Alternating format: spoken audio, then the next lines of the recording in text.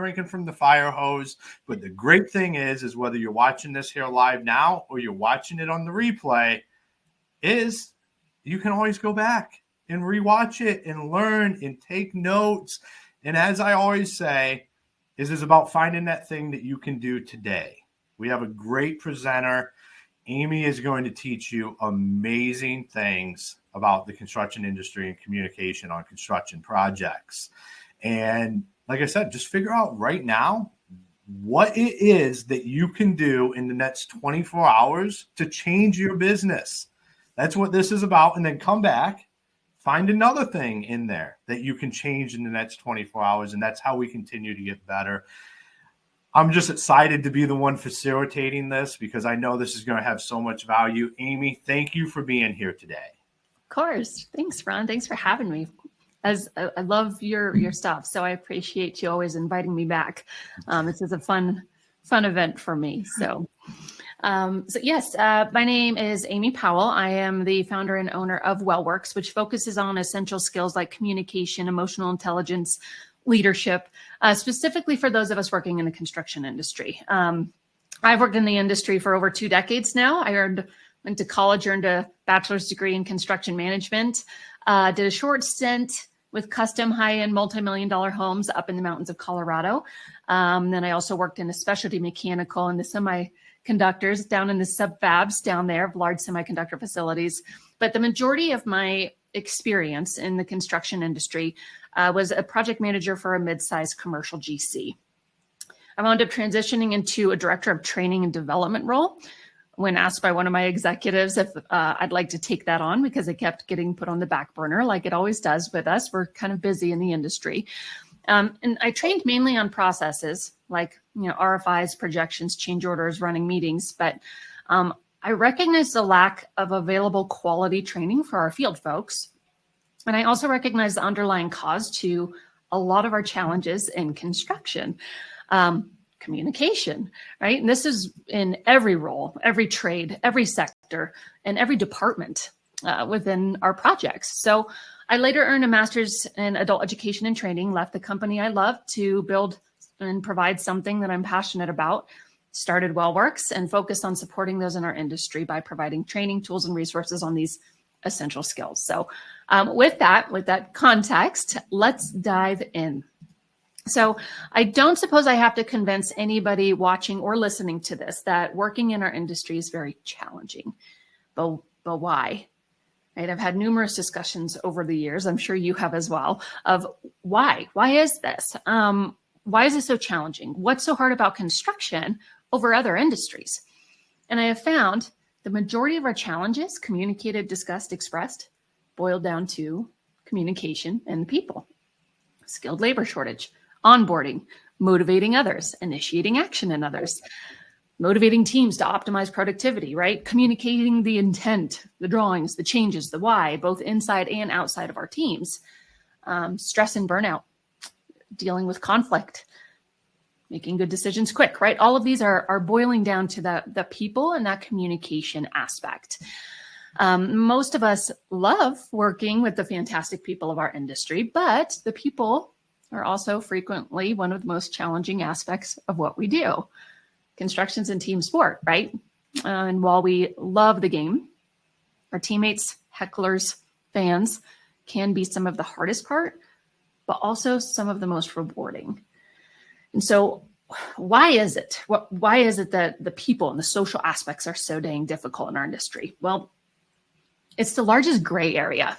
Instead of the black and white that we thrive off of and are quite cozy and comfortable with in construction. There's less comfort in the unknown, the uncontrollable, and the unpredictable, which defines a human, right? It's these sections that aren't covered in the spec book, or there's not an instruction manual on all of this stuff. We don't get as many immediate measurable results with humans as we do our projects. We like seeing our results. Right. That's why most of us and a lot of us got into this industry, the hands-on aspect. We get to see a final product here. We like seeing that outcome of those hard works, our buildings, our projects, our companies. But communication isn't that simple. It's actually very complex and even more complex in our industry. If you think about think about the many languages that we need to speak outside of foreign languages, right?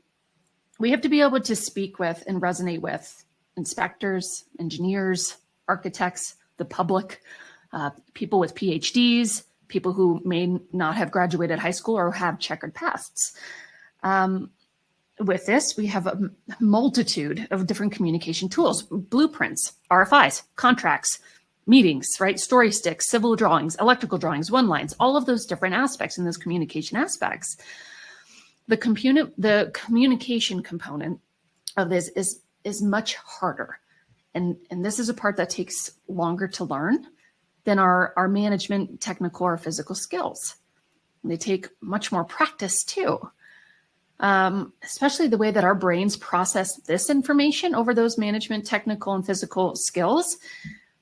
They're not like computers, right? So you can't input some type of code and get the exact output that you need from a human. Humans are more like the Google search bar, right? You type something in or some type of request or action, and you get 12.4 million possible results back. And so we can't also control people, which is hard for us to accept. In fact, when we try to control them, our outcomes are usually the opposite of what we are looking for, and it causes us to spend a lot more time and energy on it. So then with all of this, right, with understanding why it's so dang difficult, the communication aspect, how do we improve our communication skills in construction, right? We have to start somewhere. The first step, as Ron mentioned, right, it's wanting to, going back into this and listening to it and wanting this information. You have to determine the value in something in order to want to learn or improve it. This isn't something that somebody else can fix or do for you. And if you don't want to improve it, you won't. I can have the perfect training, the perfect message, the perfect delivery, slides, whatever. But if you ultimately decide you will ultimately decide if you want it or not, right? What you hear, what you listen to, what you absorb, and then what you choose to do with it after today.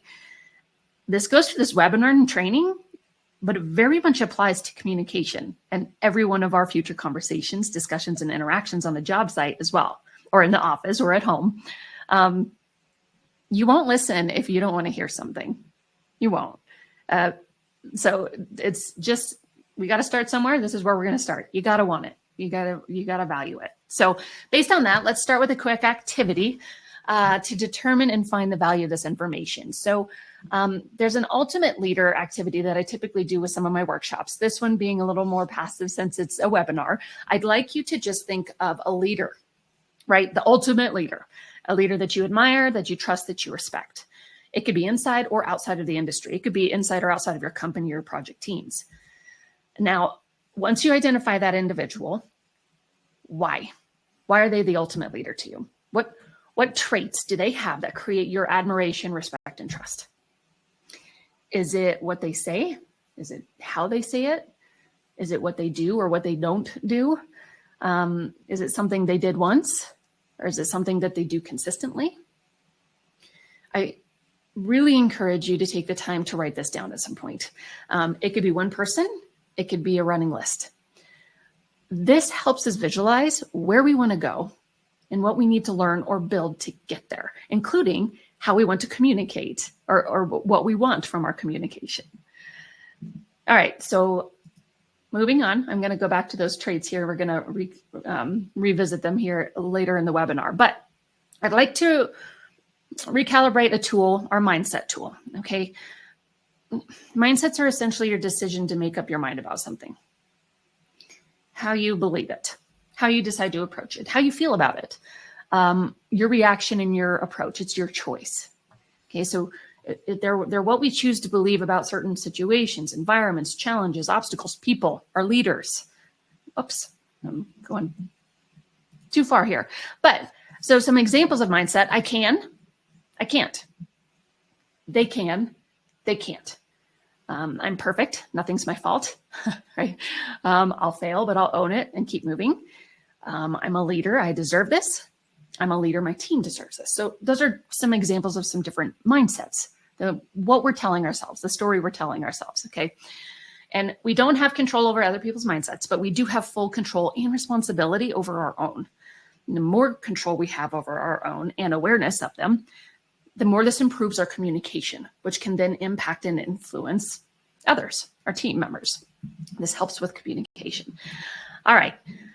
Whew. From a fire hose, Ron, exactly what you said. Absolutely. It's fantastic, though. I mean, this is powerful stuff. And yeah. I hope everybody took advantage of the exercise and did that. I did it while I was standing here. I've done that stuff before. Like, that stuff matters. Yes. And I hope people think of that top of mind, because it might be drinking from the fire hose, but you get a sip. Like, if you allow yourself, you'll get sips from it. Yes.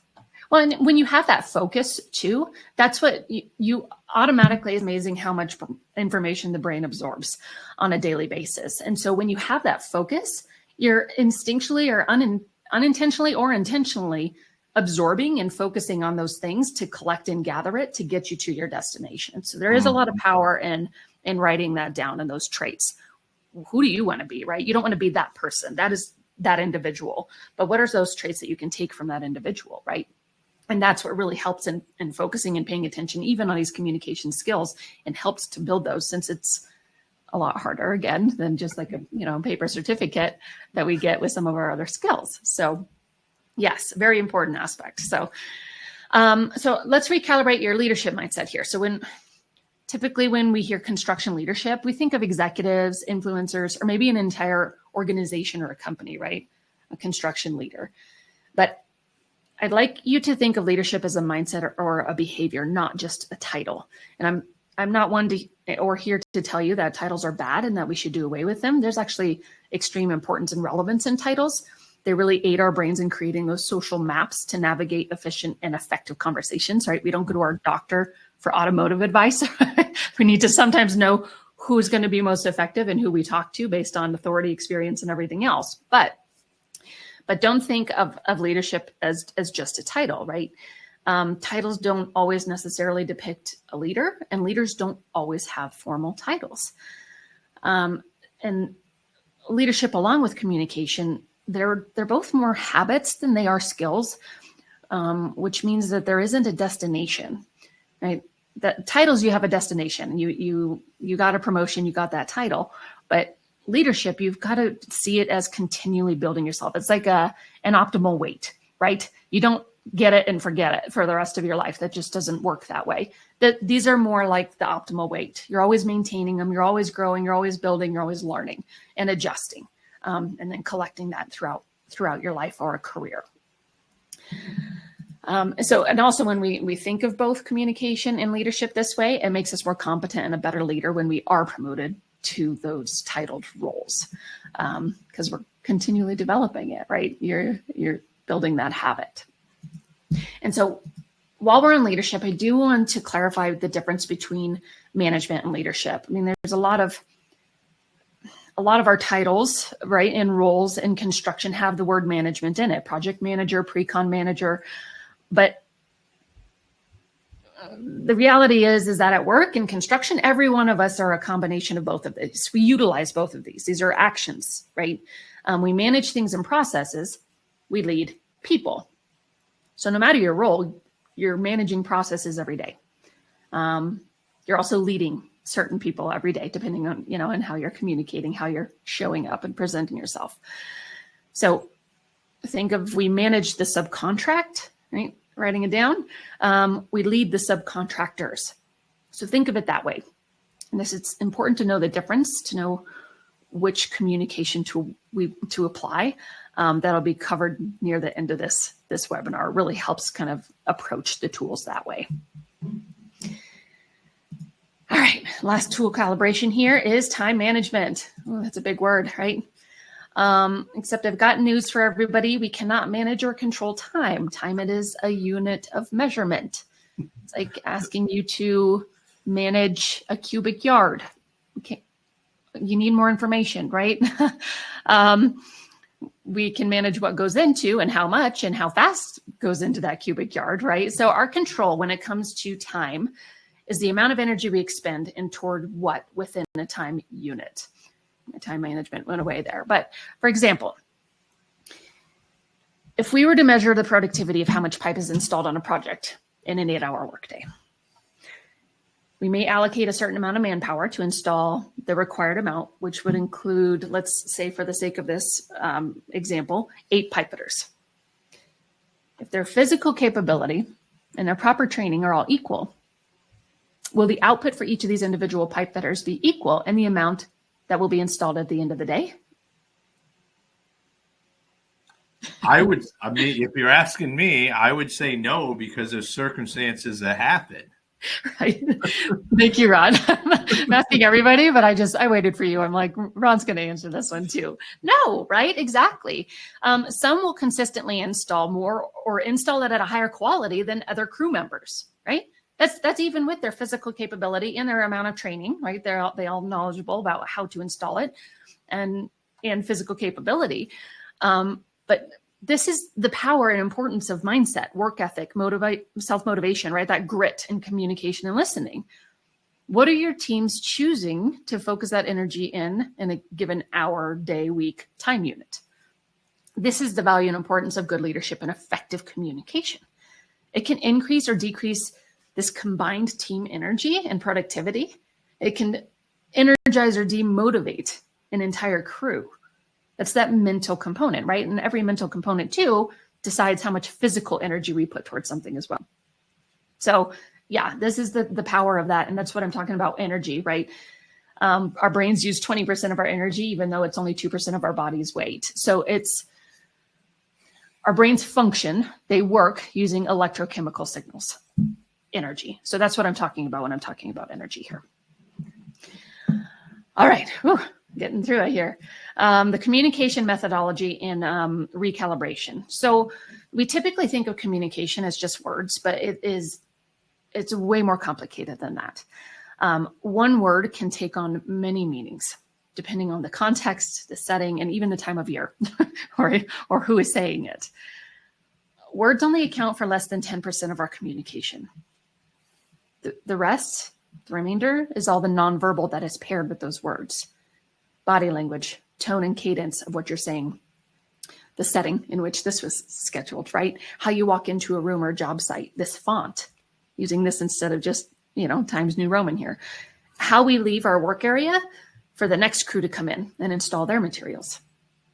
Where we lay down our tools or materials on the site. How we stop what we're doing to listen, what we're wearing, right? There's so many different aspects to nonverbal. We just typically think of body language, but all of those other aspects are nonverbal cues. All of that goes into this. That's more than 90% of our communication. And so think of communication as a representation to others of who we are as an individual and how we would like them to interact with us. Okay. If we're lazy or rushed in our communication, then those on the receiving end of our communication, how are they going to perceive us, right? Lazy or rushed, and approach other future interactions with us in that manner, in that way. This is where it doesn't necessarily earn us those leadership traits. It also doesn't earn that trust and respect. Again, we've lost the value of communication and the importance of it. And in determining why the communication, which actually helps us determine the best how do we communicate this. So a massive component of this is just having you pay attention to how you show up, that nonverbal communication. This is a massive component to your communication. How did you show up for your teams today or yesterday, if you're not, with your team today? What mindset did you choose? I ask this, and I ask you to frequently ask yourself this, because behaviors are contagious. Those nonverbal components are very contagious, especially in person, right? As it was mentioned, brains use 20% of our energy, and they will do everything they can to conserve energy. We don't have to spend energy deciphering cryptic or contradictory messages, then we won't. Instead, we'll simply mimic the behavior of an inherent leader. And this is important to know, because it's your actions that'll be more contagious than your words on a job site, or anywhere for that matter, but specifically in our context, a job site, right? Good and bad behaviors are contagious. And Almost guarantee all of you have seen this and witnessed this. A lot of these behavioral cues are taken from the leader or whomever holds the most trust and respect on those projects. It's not so much in what we say, but what we do. This is why walking the walk is immensely important. You better believe in that message yourself if you're going to try to convince anyone else. This is where I'm talking about digging in and really figuring out, what are you communicating? That's that self-awareness aspect. This is where emotional intelligence just inherently goes with communication. How are you showing up? And is it contradicting your verbal message? Because that could be our disconnect right there. Right. So communication context. So let's take a look. Let's dive in a little bit and see what's going on in our brains when we're communicating. Interpersonal communication, which is our external communication, takes two people, two or more beings, at least, right? With this, our brains process every bit of information that comes from our environment and sifts them through these filters to understand and decide what to do with the information and how to react or respond. So our first filter are our senses, what we hear, what we see, what we touch, what we smell. But this also includes what we sense, sound waves, UV waves, stuff we can't see or touch, but we sense it. Our second is our beliefs and our mindsets. We just talked about those mindsets. It's your belief that, are you just inherently trustworthy of everybody, or that you should have to earn trust over time and consistency, right? Those different beliefs. The next is our experiences, which contribute to our personalities. And the last are our values. And this isn't stuff that we value. This is like inherent stuff stored in who we are based on some pretty substantial life experiences. And in this slide, right, just like a representation of sieves in the material here, the more senses we're able to engage, the more information there is to sift through these filters to try to understand and find meaning of what is trying to be communicated and why. They provide a lot more waypoints for our brain to sort through, increasing our ability to navigate the conversation for it to be successful. Also, the more information material at the top here, right up in that senses, it provides more opportunities to access and earn and build that trust and respect. And I'm going to go over neurochemicals here to explain what trust is and where that comes from here in a moment. But this is what makes communication more robust and therefore more effective. This is what engages and ignites those leadership traits, likely, that we need to build and earn, that are built over time or in challenging situations, right? I want to ask a question there. Please. So on this, say you're going to have a hard conversation with somebody, or not even maybe you're even in the sales process, but you're getting ready to have a conversation. Yeah. Is this kind of the funnel that you should lay that framework for that conversation out to hit the senses and then hit their beliefs and then those experiences and values? Is this like the framework for that, or is this just the filters? This is more of just an awareness. I mean, you can definitely try and attempt that, Ron. Everybody's got their own style into that communication, and especially challenging conversations, which are very prevalent in our industry, right? But a big part of this is this helps us listen and understand, because what we're communicating is coming from our values, experiences, beliefs, and senses, right? And it's going out that way. But then when it's going in the other person's filter, it's going through all of these different filters. And so a big part of this is a key of just, again, awareness of just, are you listening to, they're attaching their own experiences, their own beliefs and mindsets to whatever you're saying. Once the words leave your mouth, they are no longer yours. Mm-hmm. It's now going through their brain, and this is how they're processing the information. So it's not necessarily, again, it's more of like an awareness tool than like, should I be approaching it this way? And again, you could, but it's that whole aspect of, if they didn't understand, it's not necessarily because they don't want to. It may be because they've never experienced something like that before. And you've got to provide more context in your communication to help them understand the why, right? Or if you're really trying to ignite that respect, that trust, that motivation, I keep pointing down here because it's the gut brain, heart brain, and the head brain. There's more information on that stuff, but that's where these experiences and values are. And that's where a lot of our oxytocin and serotonin are created and distributed, which is the trust aspect and the leadership aspect. But it really just help you understand and navigate that communication. If something comes out and you're like, wow, they didn't get it at all, right? Is it because they don't want to, or is it because they maybe have no experiences to tie that to, or they're using their own experiences of, I've got to cover my ass because I'm going to get yelled at, injured, whatever, embarrassed in front of a group versus like this, oh, well, this is a safer space, right? From that experiences and just life experiences. Mm-hmm. So it's really more of an awareness tool to help understand what these words, right, and communication and nonverbal communications are being filtered through to give you more context to just gauge. Do I maybe need to provide?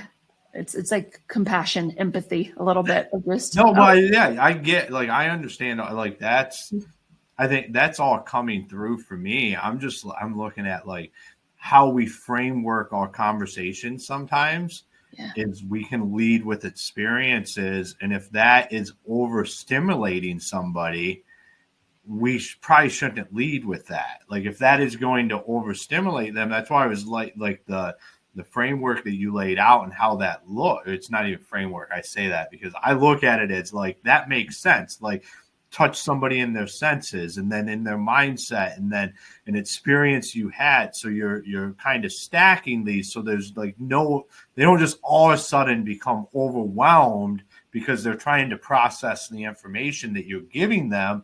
When if we structured it a little bit differently, you could maybe avoid that. That's why I asked that question, because for personal reasons, like how you present anything in life, whether it's to a customer or your spouse or an employee, this is all stuff we have to think about. And it's powerful. Yeah, it is. And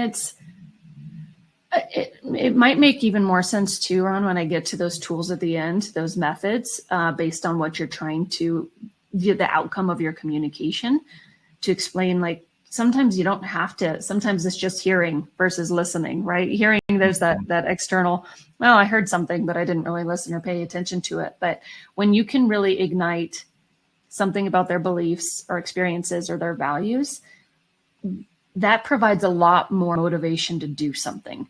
And so it's not necessarily explaining and putting your experiences into words. It's just knowing that all of these contribute to how you say something, what you say, and all of those other aspects as well. All of these contribute to who you are and how you're communicating, as well as how somebody else is and how they're listening and hearing your communication. Yeah. So it's, I'm interested to see if you still have more questions afterwards, because I hit on these again as to, again, where some of those leadership traits, it's all good. I mean, it's just depending on your method of what you're trying to go for. What is the outcome of your communication? Why are you trying to communicate? Is it a management item or is it a leadership? Both of them are extremely important and valuable in our industry. And so those are different methods based on what you're trying to ignite or how you're trying to communicate it, right? So, so these are helpful to just, again, see the different filters that people are absorbing your communication. And I don't want to just say words, right? But words are easier to visualize going through these things of just like, right? Rose can mean something completely different to somebody else, right? Or pookie, right? I've used that example before because it's a mechanical term, but it's also a term of endearment for some people, apparently. Like, right? So it's all these different words of what their experience is with it. Yes, to help in that aspect, to help map it out a little bit. Awesome. Well, thank you for taking a minute and breaking that down there. Of course. All right. So now, I mean, speaking of that, a big part of it is, why are you communicating? That is a step that we frequently miss, right? We just go out there and just barrel out there and communicate because it like leaks out of us, right? But what's the purpose of your communication? A fantastic quote by Gandhi is, speak only if it improves the silence. do you need to say anything, right? Silence is a pretty powerful tool in itself, but are you trying to create action? Are you communicating because somebody else told you needed to? Are you trying to build a relationship and trust, right? Are you instinctively reacting and shouting because you're low on energy and trying to protect your energy, right? Why? When you determine this, then you can, like I mentioned before, then you can more efficiently choose the how. So just stop, slow down the process for a moment and put it into slow motion. Ask yourself this. Why am I trying to communicate this, right? It might have multiple reasons. It might have multiple outcomes that you're trying to get from it, but why? Just ask yourself this. It's an interesting question. And then the next, right, is how. Well, I know many of us are adverse to the word feelings in construction. I was too, but we put a lot more weight in not feeling and just doing, right? And the analytical and strategic components of our work. But I have some news. Trust is a feeling, and that is a very important feeling in construction. So it's not the extreme of like too touchy-feely feelings, emotional, out of control, crying in the bathroom, right? Versus like controlled emotions, controlled feelings, understanding the value of some of these. That's an important aspect as well. That, and an interesting fact is we do not make any final logical decisions without our cortex first consulting the emotional part of our brain. It's just how our body and brain works. A gut instinct, right, which holds our past experiences, is a feeling that our brain consults before making a final decision. And by the way, there's neurons discovered in our heart and our gut. So that's why I keep saying that this was back in like the 90s. That's why I say gut brain and heart brain. But there's memories stored in your gut and your heart, and it communicates to your brain, not in words, but this is what we're trying to communicate sometimes, right? This is why it's so dang hard to communicate on some of these other aspects. But trust, it's a neurotransmitter being transferred from one synapse to another, creating us to feel trust. And so I jumped ahead here a little bit, but the leadership neurotransmitters, okay, a couple that really help us. There's like anywhere from like 60 to 100, but I'm just going to cover a few here. So dopamine is very addictive. It gives us drive. It's that motivation, makes us feel alert, awake, good, right? Captivated. And it greatly aids in memory and information processing. But again, it is very addictive. It's like whenever you get a new message notification, or for some, the sound of like a slot machine, right? That's like dopamine, like, ooh, what's the reward? What's the reward? Consistently trying to get you to seek a reward. Now, serotonin, I call our leadership neurotransmitter. This one regulates emotions, moods, and enhances perception, intuition, and self-control. This is what's responsible for pride and accountability. And they're a critical component of construction here, and confidence. Most serotonin, though, is produced in our gut brain, right? So it's got to get up to our brain if we allow it to, and we don't allow dopamine to just, that impulse control, taking over and wanting hogging all of those neurons and synapse. And then oxytocin is our teamwork neurotransmitter. So it's longer lasting. It builds trust, right? Reduces the addictive nature of dopamine, which is fantastic. It helps us with that impulse control. It dampens our fear response. It builds relationships, and it enhances communication. Fantastic, right? That's what we want here. Oxytocin, though, is also manufactured and secreted from our hearts. And a fun fact, our magnetic field provided by our hearts is 100 times greater in strength than that of our brains. It could be detected up to 3 feet. This is, again, recent research and fun fact information. HeartMath, I believe, has their entire organization is built to study this and what's going on here. But the point of sharing these neurotransmitters is that they're very difficult, if not near impossible, to be earned, built, or maintained long-term using only electronic communication methods, which are fantastic management tools, not always necessarily the best leadership tools, depending again on your outcome for communication. This eliminates when you just have the words to read in a text, you're eliminating the opportunity for all that material, right? And those additional senses in our communication filters. Again, does this make written communication bad? Absolutely not. But again, it should be used in the right situations, just like any of our other tools, right? You don't use one tool for every job on a project. You don't. You got to use the right tool based on what your intended outcome and a needed outcome is.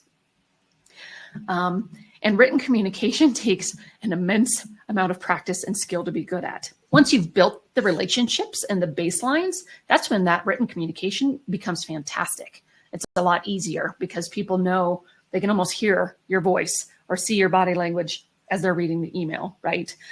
So then how do we know when to use which method, right? Which form of communication will be most effective and why? Here's kind of where we're talking about this one. So the leadership communication tools, or methods, I should say, best leadership communication methods are in-person, phone call, or video call. These aren't the only ones, right? Like I said, there's times for email, there's time for electronic communication, but these are the best typically. And they're best used in conflict, important or time-sensitive or critical topic, difficult information, urgent info, feedback, when you need to lead or, again, motivate, create that action, to activate that oxytocin or serotonin, to build trust, respect, influence, or to ignite or extinguish contagious behaviors. You're giving people a lot more material and context to go off of to really kind of hit and get down those filters, Ron, to ignite where that stuff is ignited. All right.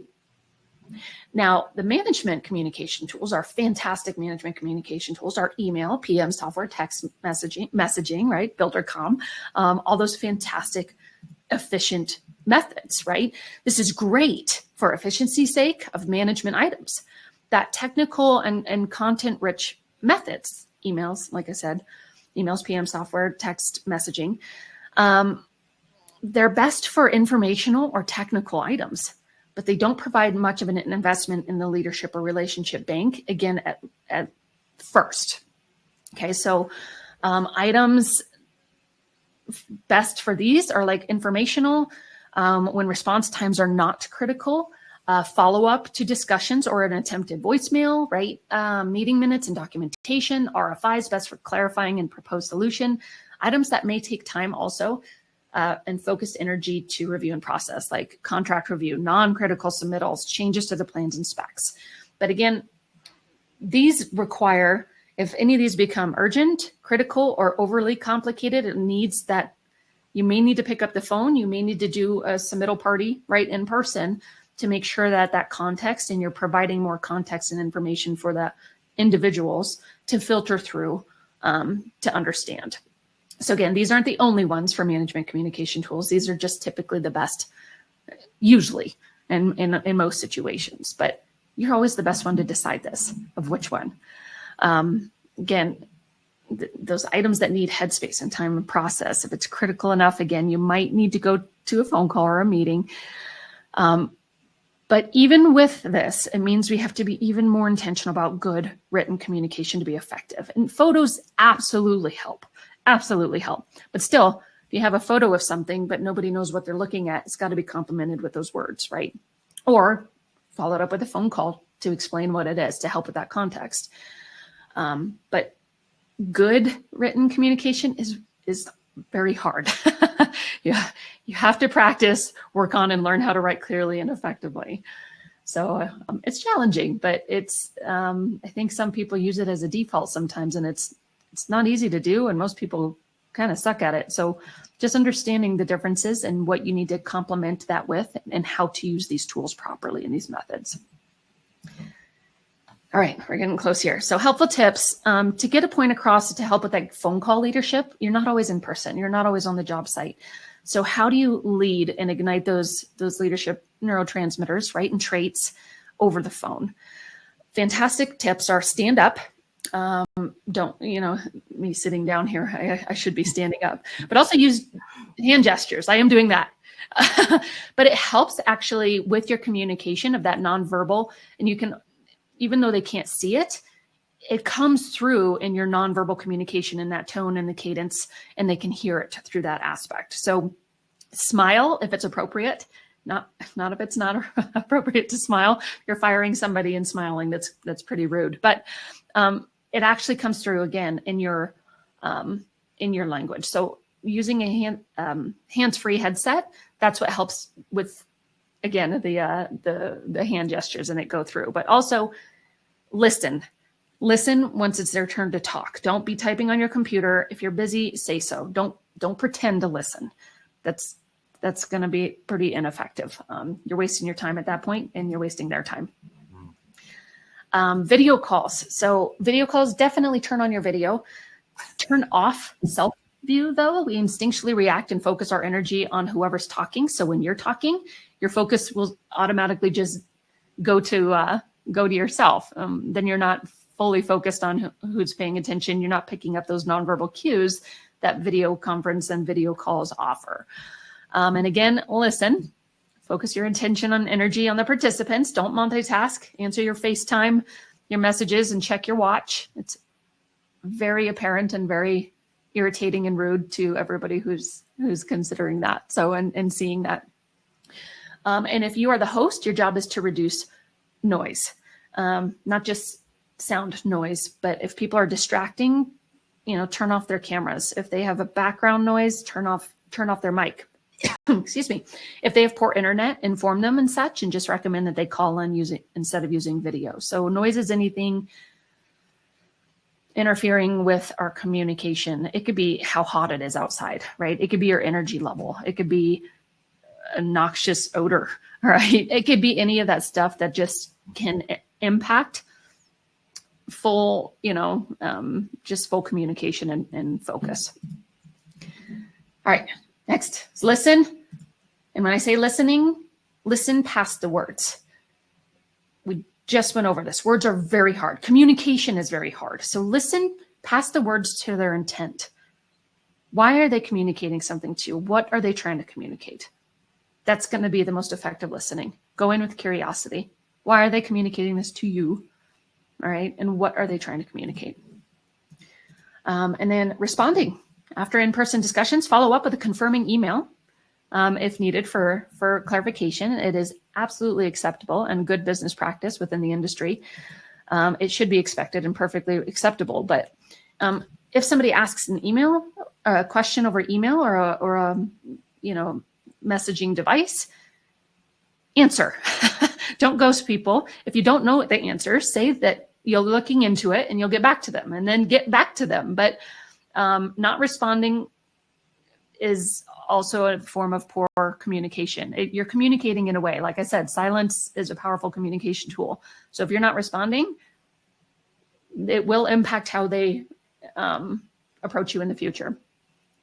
And then don't copy everybody in replies unless it really does concern everyone. Or if it's company policy, sometimes it is. Takes a lot of energy to go through and check all the emails for sustenance, especially if it's just for record. Oh my gosh, the amount of energy that people spend, it'd be a fascinating study of how much, to just check all of your emails to see which ones do I need to respond to, which ones are actually urgent versus not urgent, all that. So yeah, don't copy everybody. There you go. Emails are an energy suck too. And don't be the problem, be the solution. Propose solutions. That's what we do in construction. We are problem managers more than project managers. Okay, don't just approach people with a problem. Come with some type of energy or resource or suggestion, or that you've showed effort, that you've tried to solve it or put something to it. That's a massive component in our industry and what we need. Don't be the problem. Be the solution. Be part of the solution. All right. Ron, so yeah, these are just reminders and resource sheets. This is a free download. Feel free to download these. It's really hard to memorize all of these things. Luckily, you have the luxury of rewinding this, pausing it, going back to it, watching it. But even so, I've got book recommendations in there. I've got dig in further if you want to know more about mindset, self-awareness, that aspect, the head brain, the filter, all of that stuff. So if anybody wants those, please feel free to get that QR code and go ahead and download that. that's it. When we better understand the why, we can more efficiently and effectively choose the how. So that is my guidance to all of you on navigating conversations in construction and communication. I love it. So why don't you go back to that other slide as I close up, so that QR code's up there. For everybody listening and watching this on record, Amy is very humble. What we just went through is a master class in communication that's taught at some of the highest levels in the construction industry and at some of the biggest companies. So what she's teaching is very powerful, and she's on a mission as well as myself to just help change communication in the construction space, because we can do better. It's that elephant in the room, and it's going to take us all coming together collaboratively to understand that we can do better. So for Amy to throw up a free resource is absolutely amazing there. I love it, and thank you for doing that, because I know your time's very valuable. And like I said, you do this at a high level. So thank you for taking the time and doing this training today. Of course. I appreciate Builder Comes and Ron, you inviting me back. This is whatever to help our industry. Very passionate about it and massive construction industry advocate. So good luck. This is it's challenging, but everybody's got it, right? And it just takes practice and persistence. And that's something that everybody in our industry just inherently has. That's what I love about it. So I believe in everybody. You got this, right? You're going to fail. You'll have bad days. It's okay. Keep going, right? It's our ability to step back up, dust ourselves off, and keep going. So absolutely. So everybody out there listening, thank you for tuning in for this training. Make sure you continue to watch it. Pick out that one thing that you can do in the next 24 hours and just do it. And then rewatch it. And the one ask that I do have, besides going and, of course, downloading Amy's free resource, is share this with somebody in the industry, because that's that collaboration piece that I'm talking about. Is that if we don't share this information and get it out there to people, we don't really know what's possible. And amazing things all possible. So thank you for everybody watching. Thank you for everybody watching the replay. Until next time. I don't even know what to say, because this isn't Construction Champions podcast. So just find something to do in the next 24 hours, please. Thank you. Professional development, personal development. Keep doing it. There we go. We'll see everybody. Thank you. Thank you, everybody.